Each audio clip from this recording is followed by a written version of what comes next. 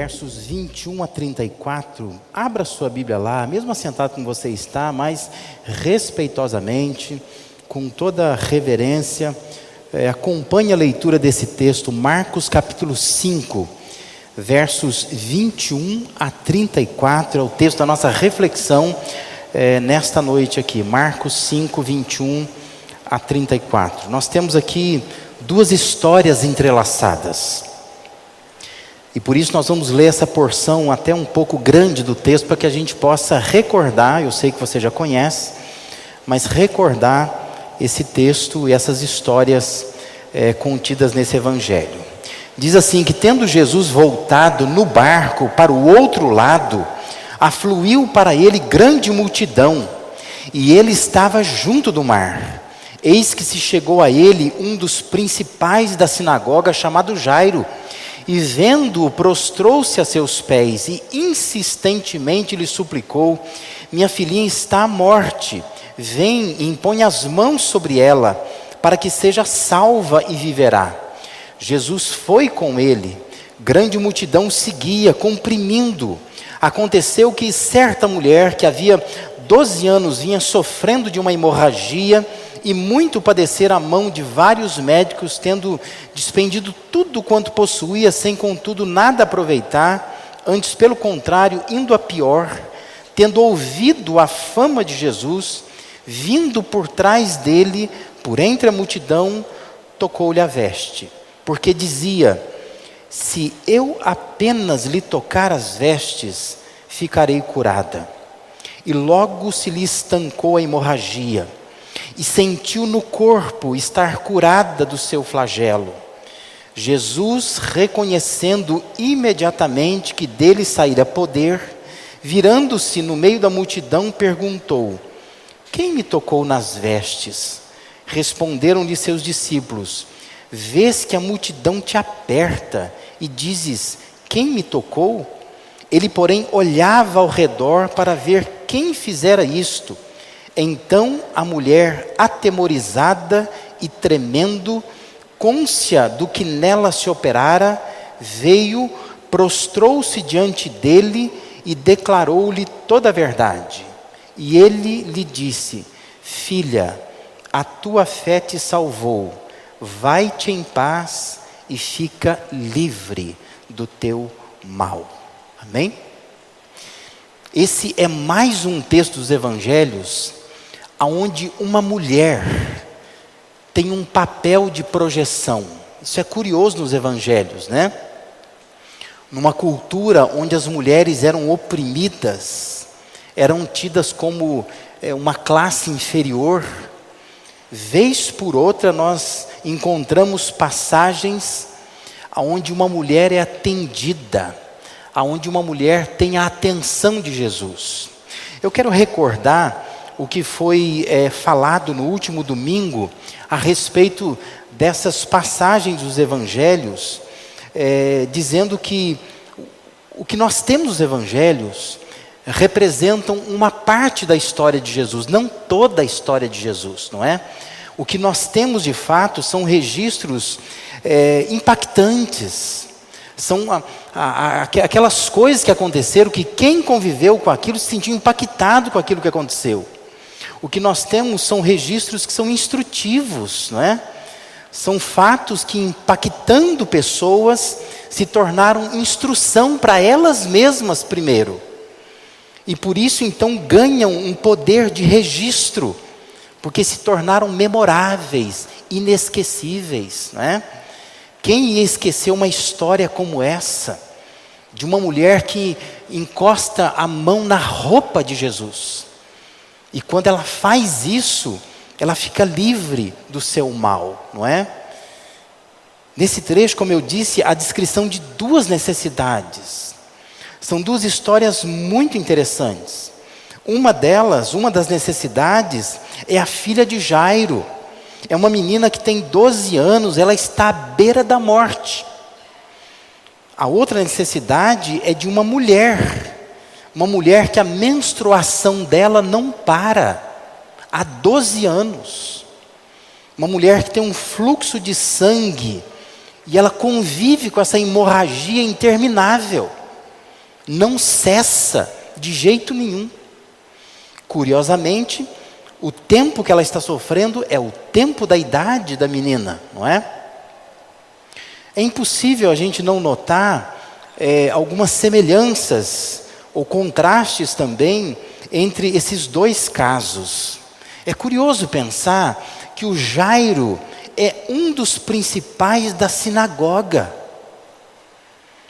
Quem vem pedir ajuda para a filha é gente grande.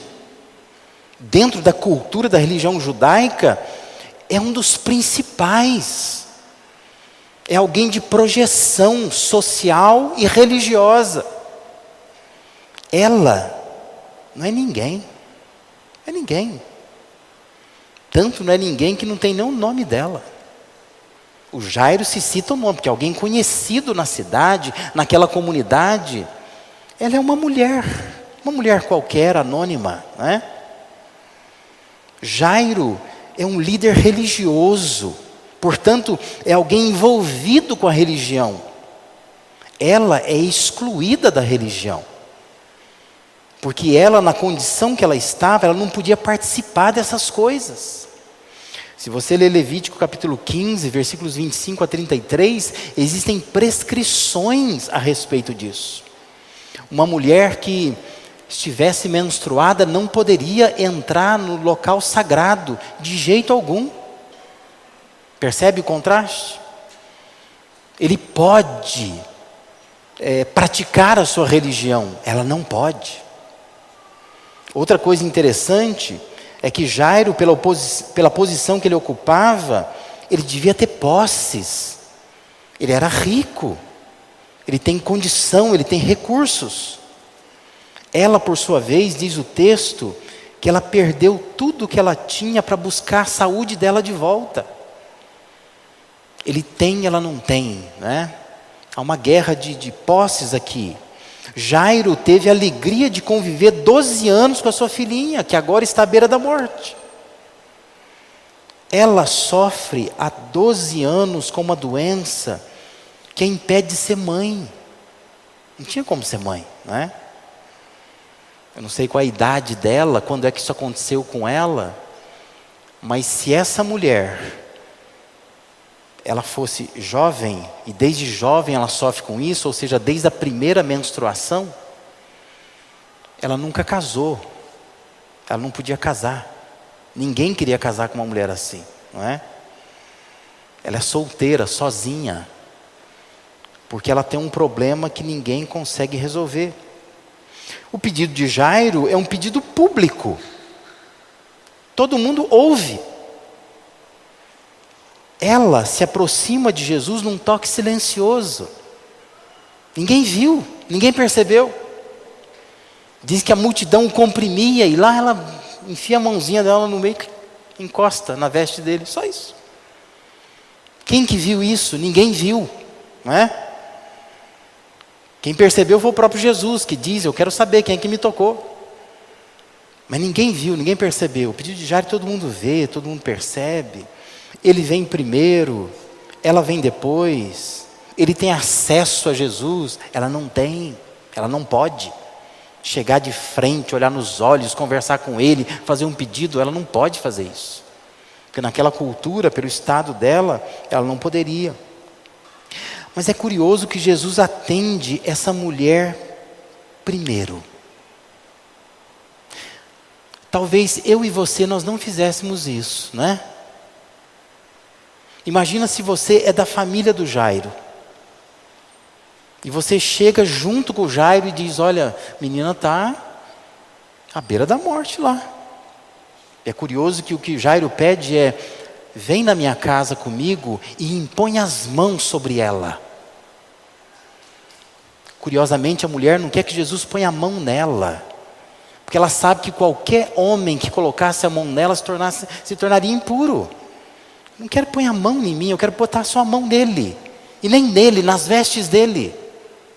Ela acredita nisso, que se ela encostar nele, ela vai ser curada. Agora imagine se você é da família, e você acompanha, e você diz, a menina está morrendo lá. Aí você que chega primeiro, Você conseguiu, né, uma audiência ali com Jesus, né, e conseguiu falar com ele. E ele começa a se deslocar em direção à sua casa, né, a casa da família. Aí no meio do caminho, Jesus para, dizendo que, opa, tem uma mulher que me tocou. Talvez a nossa reação fosse assim, peraí, primeiro vamos resolver o negócio lá, depois você resolve o negócio de quem tocou, quem não tocou, não sei o quê. Vamos pedir as câmeras do bairro aqui, né, saber se tem alguma imagem. Mas agora nós vamos lá, porque agora o negócio é urgente. Não é assim que você faz com o seu filho? Quando você chega no hospital e você percebe aquela má vontade, às vezes, de alguém lá no atendimento, você começa a dar um piti, não é isso? Está morrendo a menina. Não é isso que você faz?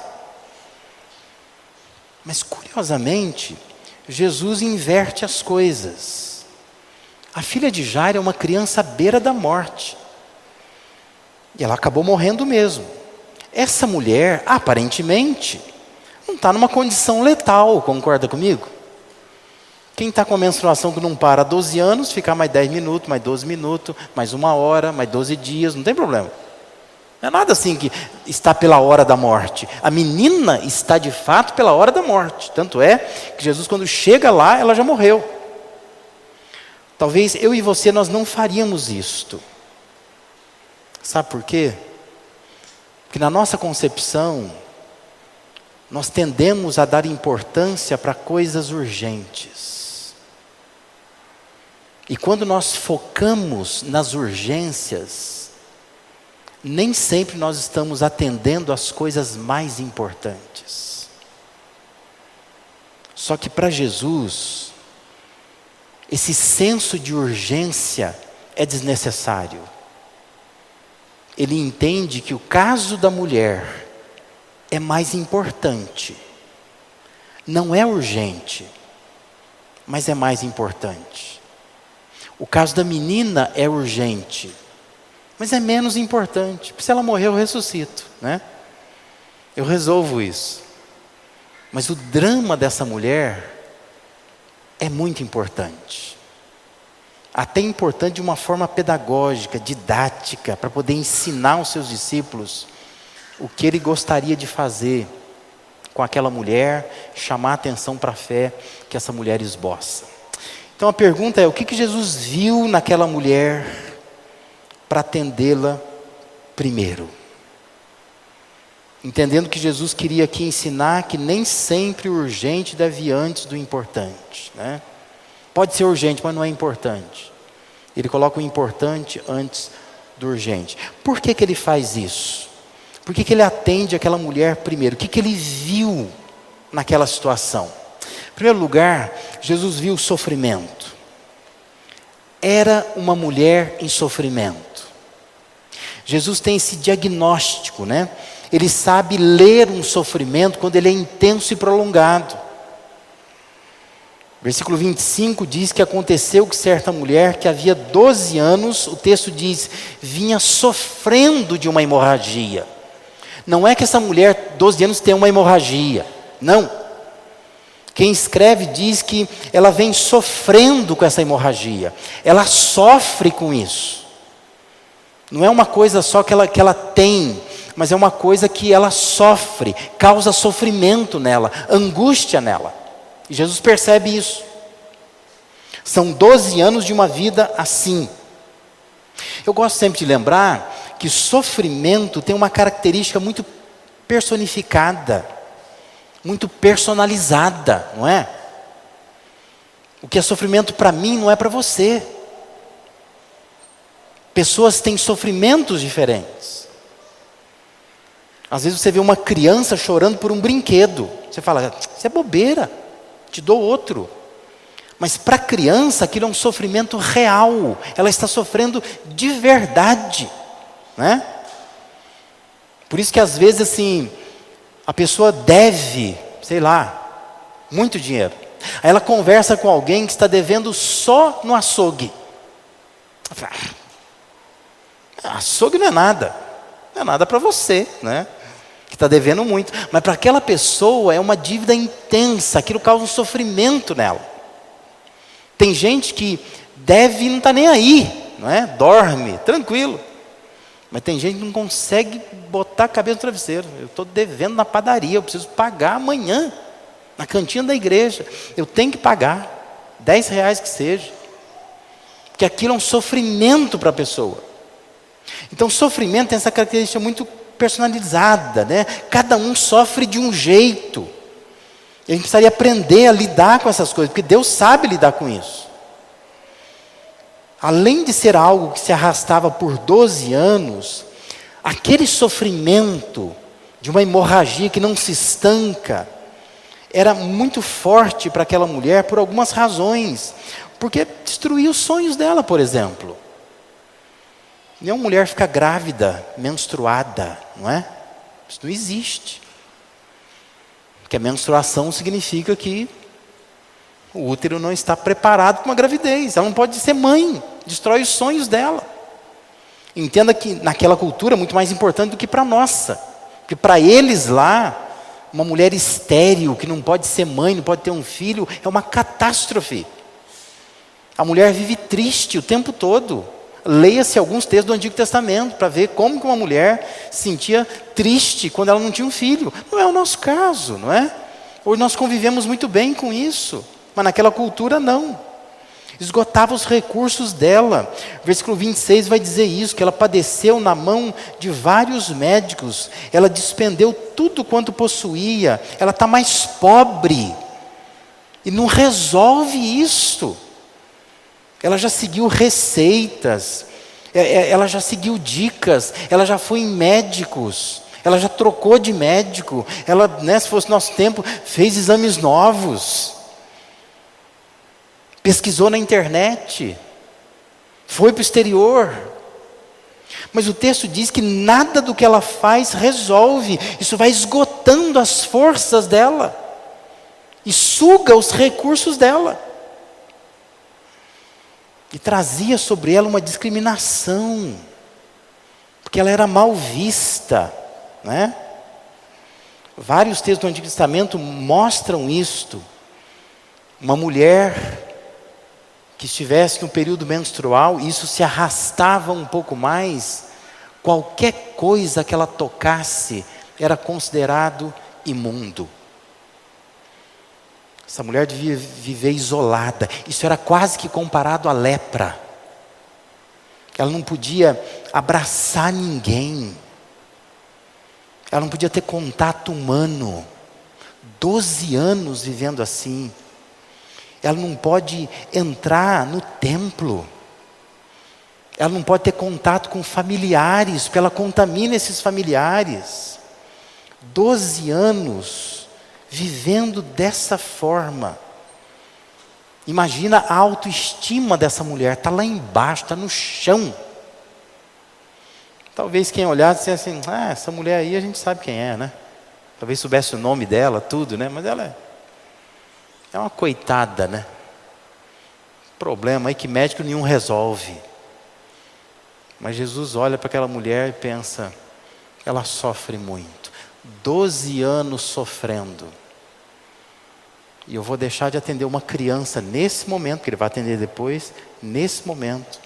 Porque para mim, embora a criança seja urgente, o mais importante é cuidar dessa mulher.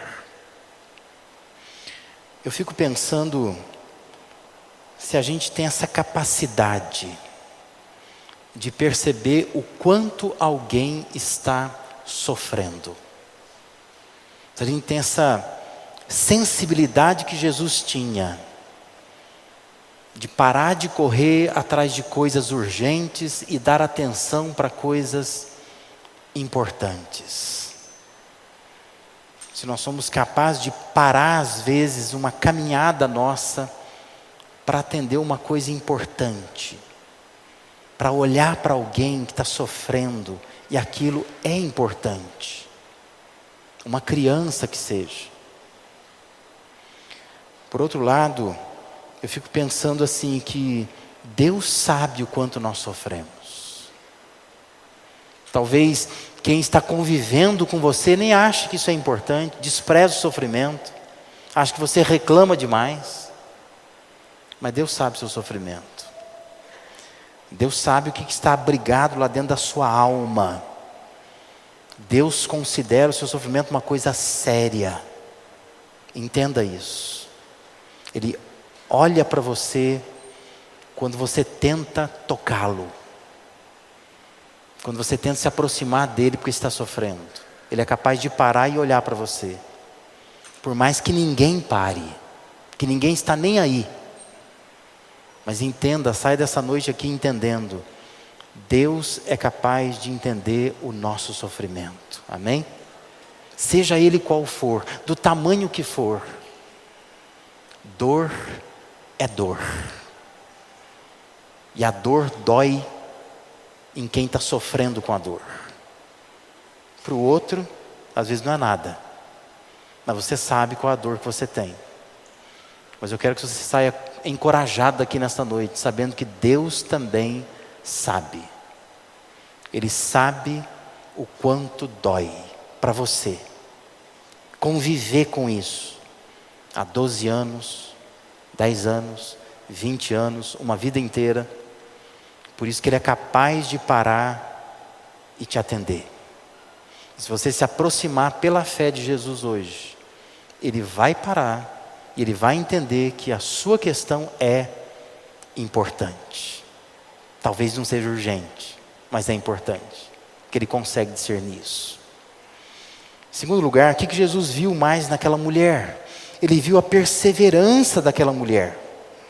Era uma mulher que não se deixou vencer pela dor. Versículo 26 diz que ela padecera a mão de vários médicos, tendo despendido tudo quanto possuía, sem contudo nada aproveitar. Marcos diz que ela vinha piorando.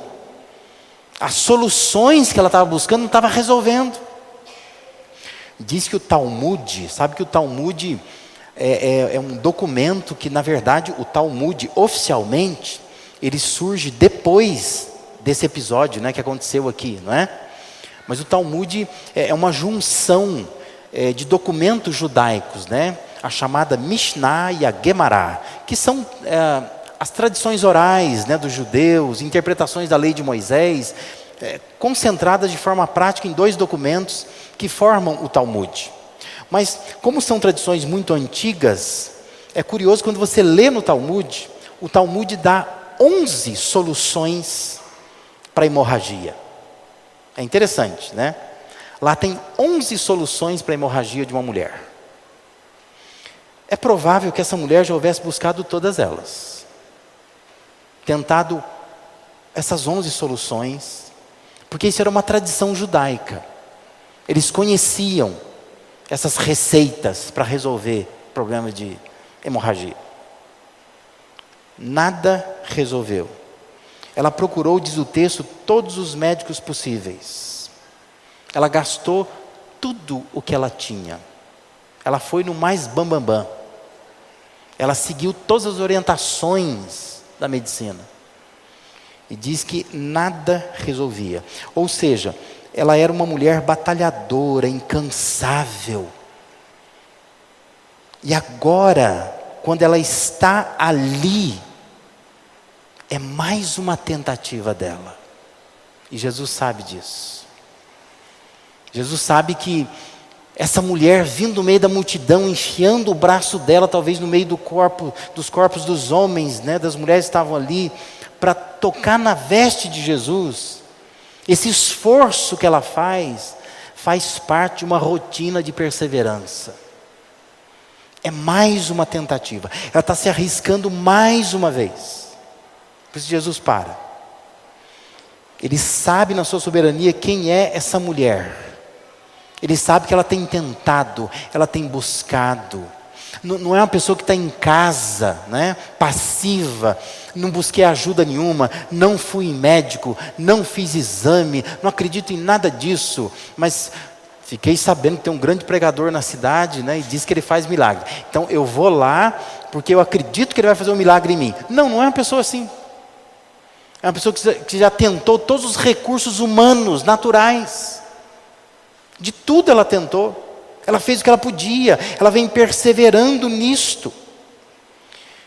Só que agora, ela conhece a fama de Jesus.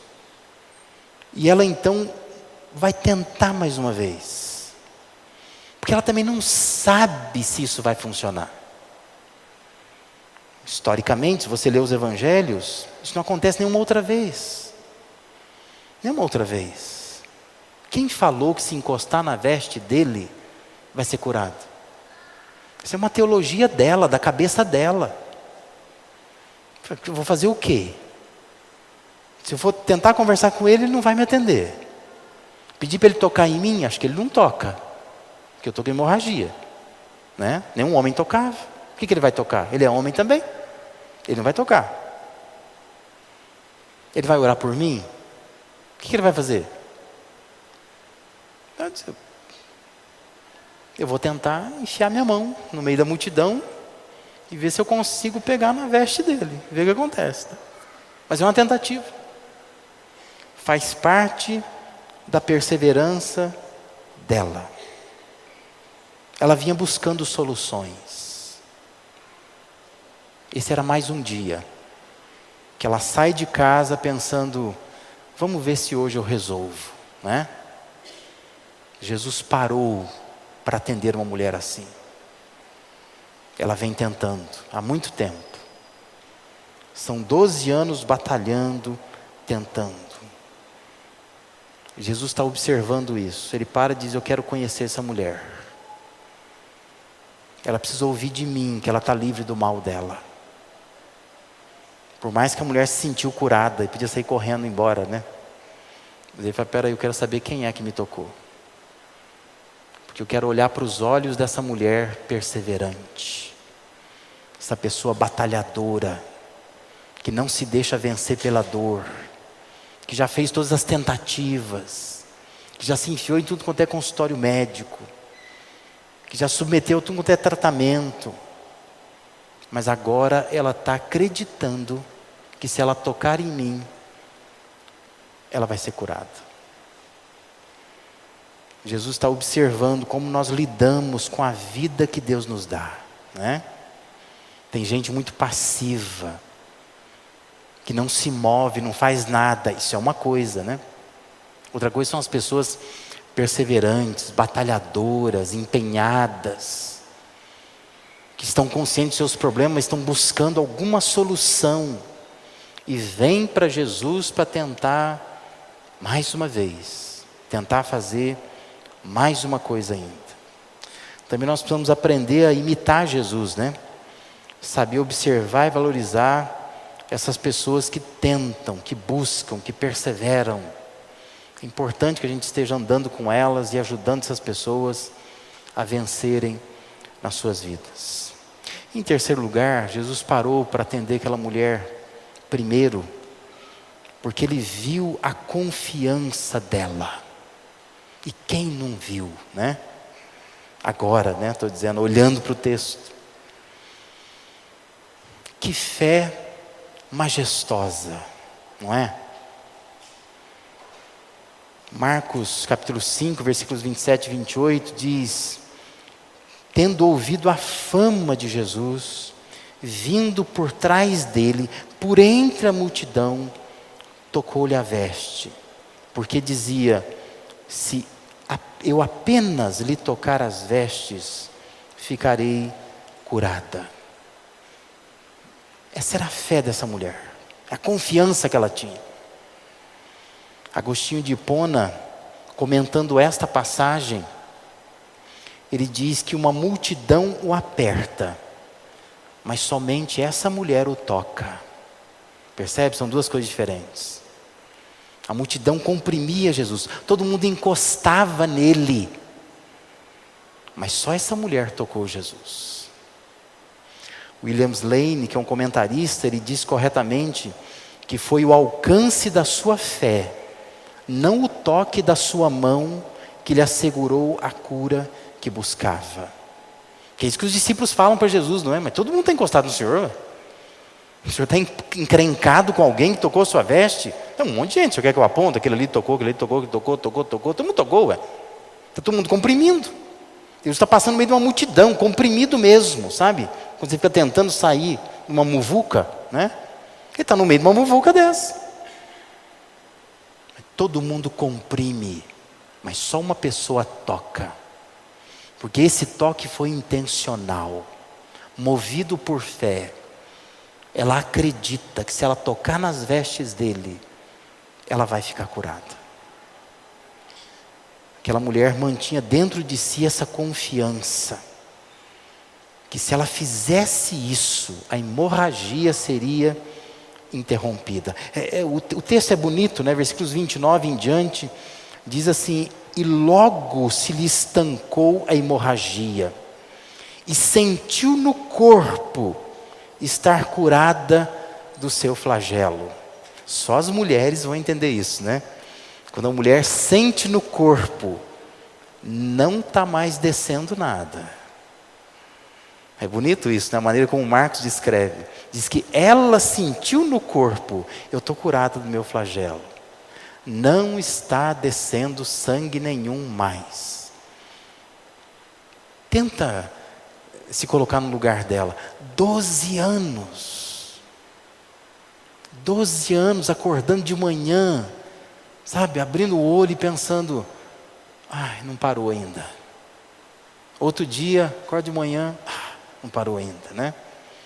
Imagina cada receita, cada remédio, cada tratamento, a expectativa de que isso vai cessar, não cessa.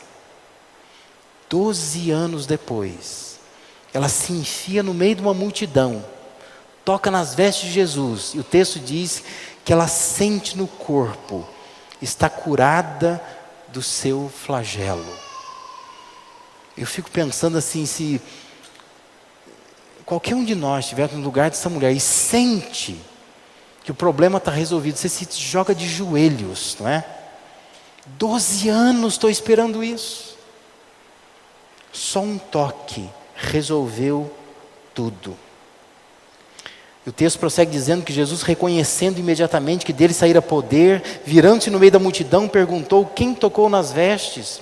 Os discípulos respondem: o senhor está vendo que a multidão te aperta, o senhor está perguntando quem me tocou?